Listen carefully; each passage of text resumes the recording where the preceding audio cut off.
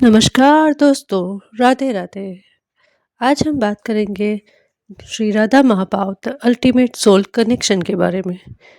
श्री कृष्ण का जब खुद से हुआ सामना, जब महाभारत का सारा ड्रामा खत्म हुआ और शोर थम गया, तब 90 साल की उम्र में श्री कृष्ण द्वारका वापस आए।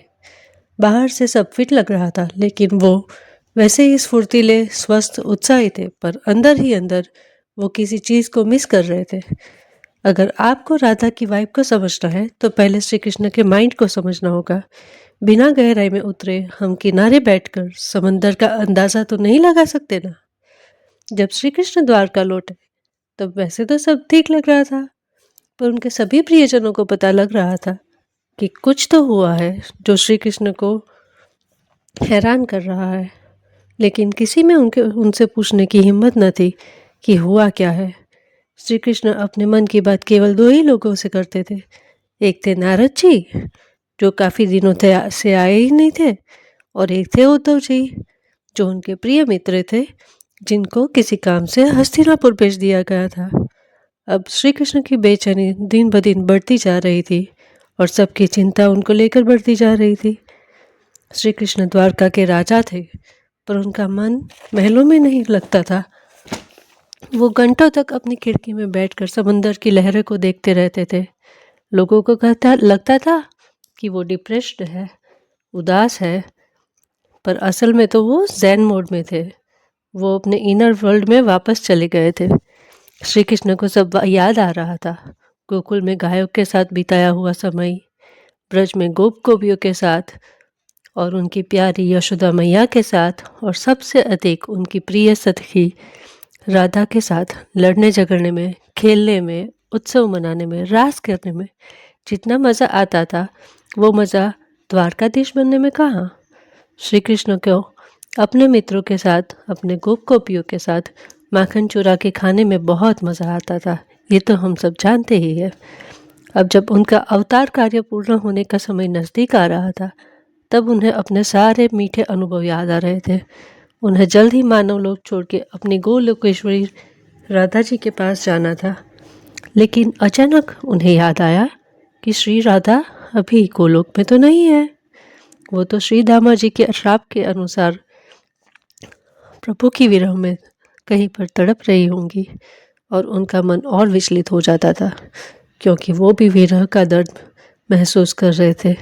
वो भी अपने सोलमेट से सेपरेशन का दर्द महसूस कर रहे थे। उन्हें रियलाइज़ हुआ कि राधा कोई अलग इंसान नहीं है, वो उन्हीं का हिस्सा है जिसे उन्होंने पीछे छोड़ दिया था। अब उन्हें वापस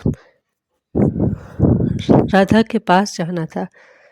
लव, हेट और दुनिया का सारा शोर पीछे छूट गया।